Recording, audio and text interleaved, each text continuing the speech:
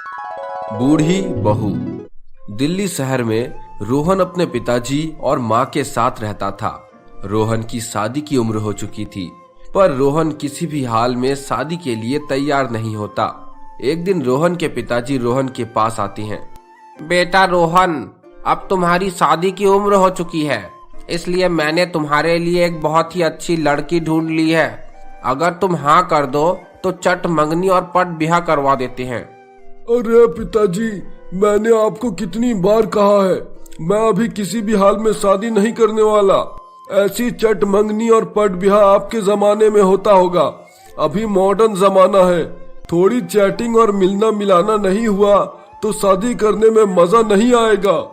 रोहन अपने पिताजी से ये कहकर वहाँ से चला जाता है। ऐसे ही कुछ दिन बीत जाते हैं। एक दिन रोहन को एक लड़की का फेसबुक पर फ्रेंड रिक्वेस्ट आता है। रोहन लड़की का फ्रेंड रिक्वेस्ट देखकर बहुत खुश हो जाता है। अरे वाह, लगता है मेरी सपनों की राजकुमारी है, जिसे मैं कितने सालों से ढूंढ रहा हूँ। फ्रेंड रिक्वेस्ट एक्सेप्ट कर लेता हूँ, उसके बाद जो होगा देखा जाएगा। रोहन ये कहकर फ्रेंड रिक्वेस्ट एक्सेप्ट कर लेता है और फिर दोनों की चैटिंग जोरों शोरों से शुरू हो जाती है। एक दिन रोहन उसकी दोस्त कल्याणी से कहता है, कल्याणी, हम बहुत दिनों से चैटिंग में बात कर रहे हैं, पर अब मैं तुमसे मिलकर अपनी दिल की बात कहना चाहता हूँ। क्यों ना मैं और तुम पास के कॉफी शॉप में छोटी सी कॉफी डेटिंग करें। रोहन, मैं तुमसे मिलने के लिए उत्सुक तो हूँ, पर एक बहुत बड़ी समस्या है। मुझे हर बार डर सा लगा रहता है कि अगर तुम मुझे देखकर मुझसे दोस्ती तोड़ दो तो मेरा दिल टूट जाएगा और मैं बहुत दुखी भी हो जाऊंगी। कल्याणी, ये सब तुम क्या कह रही हो? ऐसा कुछ भी नहीं होगा। तुम मुझसे पहले मिलो तो सही, बाद की बाद में देखी जाएगी। कल्याणी रोहन के मुताबिक रोहन से मिलने के लिए कॉफी शॉप में जाती है।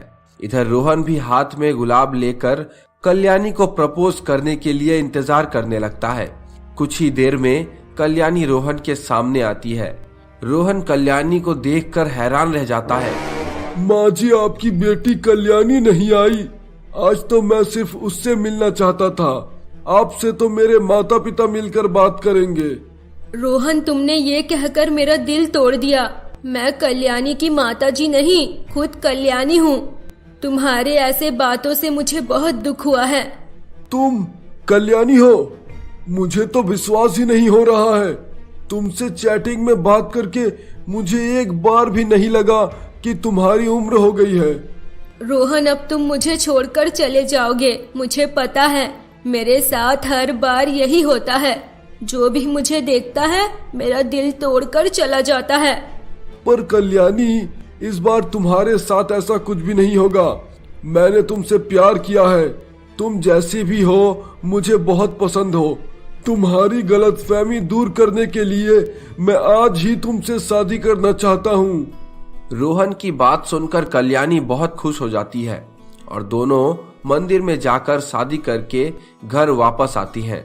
रोहन के माता पिता कल्याणी को देखकर हैरान रह जाते हैं और तभी रोहन की माताजी रोहन से कहती है, क्यों रे कलमुहे, करम जले, तेरी आंखों में क्या मोतियाबिंद हो गया था? तुझे तेरी गर्लफ्रेंड की उम्र में फासला नहीं नजर आया जो तू इस बुढ़िया को मेरे घर पर बहू बनाकर लेकर चला आया? ये तो तेरी नानी की उम्र की लग रही है।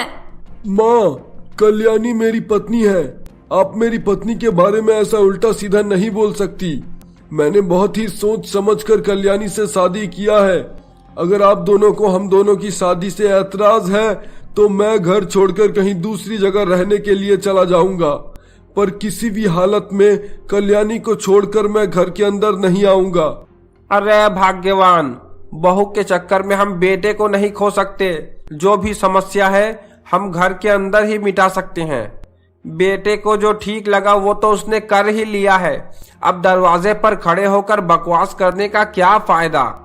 अजी, आप तो कुछ बोलिए ही मत। आप ही चाहते थे जल्द से जल्द घर में बहू लाना। अब अपनी माँ की उम्र की बहू से अपनी सेवा करवाइए। आप ही की वजह से ये सब हुआ है। मुझे तो बेटे से पहले आपकी खबर लेनी चाहिए। रोहन की माँ उसके पिताजी से ये कहकर कमरे के अंदर चली जाती है। इधर रोहन और कल्याणी अपने कमरे में जाती हैं। तभी कल्याणी रोहन से कहती है, पतिदेव आप चिंता मत कीजिए, माँ जी को मनाना मेरे बाएं हाथ का खेल है। आप बस देखते जाइए मैं आपके परिवार को कितनी अच्छी तरह से संभालती हूँ। उसके बाद कल्याणी और रोहन सो जाते हैं। दूसरे दिन सुबह होते ही कल्याणी किचन में जाकर सबका मनपसंद खाना बनाकर डाइनिंग टेबल पर पेश करती है।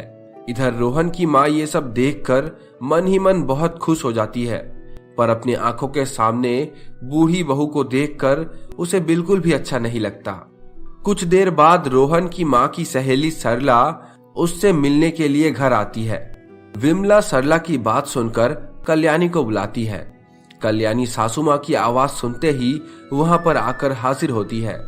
इधर सरला बहू को देखकर हैरान रह जाती है और विमला से कहती है, अरे वाह विमला, तेरे बेटे रोहन ने शादी कर ली और तूने मुझे बताया ही नहीं। तेरे इस बर्ताव से मुझे सच में बहुत बुरा लगा है। अरे यार क्या बताऊं, मुझे भी मेरे बेटे के शादी करने के बाद ही पता चला है। तुझे क्या खाक बताऊंगी। तेरी बात भी बिल्कुल ठीक है। आजकल के बच्चे भी कहाँ हम बड़ों की बात मानते हैं। उनको जो ठीक लगता है वो तो वही करते हैं। भागना भगाना तो जैसे फैशन सा बन गया है। छोड़ो ये सब बातें तो चलती ही रहेगी। पहले तेरी बहू से तो मेरा इंट्रोडक्शन तो करवा। सरला विमला को ये कहकर वहां से चली जाती है। इधर विमला सरला की बात सुनकर बहुत ज्यादा दुखी हो जाती है। भाड़ में गया मेरा बेटा और भाड़ में गई ओल्ड इज गोल्ड बहू। मुझे अपने बेटे रोहन के लिए सुंदर और जवान बहू चाहिए। अब मुझे ही कुछ करके इस कलमुही को घर से भगाना होगा। विमला ये कहकर कल्याणी को बात बात पर डांटने लगती है। एक दिन विमला कल्याणी से कहती है, बहू जल्दी से छत पर जाओ और सूखे हुए सारे कपड़े लेकर जल्दी से नीचे आओ। कुछ दिन से देख रही हूँ तुम्हारा काम पर मन ही नहीं लगता। माँ जी आप निश्चिंत हो जाइए, मैं अभी सारा कपड़ा लेकर आती हूँ। विमला भी छुपते छुपाते कल्याणी के पीछे पीछे छत पर जाती है और छत से कल्याणी को नीचे फेंकने के लिए धक्का मारने जाती है। तभी कल्याणी को नीचे फेंकने के बजाय वो खुद छत से नीचे की तरफ गिर जाती है। कल्याणी अपनी सासू माँ का हाथ पकड़ लेती है। अरे माँ जी आप छत पर कब आई? आप चिंता मत कीजिए, कुछ भी हो जाए मैं आपका हाथ छोड़ने वाली नहीं हूँ। बहू मुझे माफ कर दो, मैं तुम्हें छत से नीचे फेंकने के लिए छत पर आई थी, पर तुम्हारी जगह मेरा ही स्वाहा हो जाता। अब से मैं कभी भी ऐसा करने के बारे में सोचूंगी भी नहीं। कल्याणी अपनी सासू माँ से ये कहकर जैसे तैसे करके उनकी जान बचाती है। इधर विमला ऊपर आने के बाद अपने किए पर बहुत पछताने लगती है। उस दिन के बाद से विमला कल्याणी को अपने बहू के रूप में स्वीकार कर लेती है और सभी खुशी खुशी रहने लगते हैं।